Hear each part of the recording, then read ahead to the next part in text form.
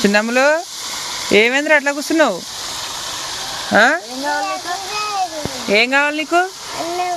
ఏమన్నావు? బగాడా.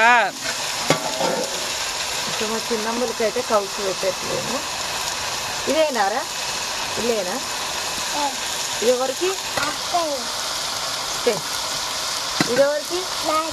ప్లేట్లలో అయితే అస్సలు తినరు అనమాట. అసలు ఇల్లు పెట్టుకుంటారు, అందుకే నువ్వు తెచ్చుకో.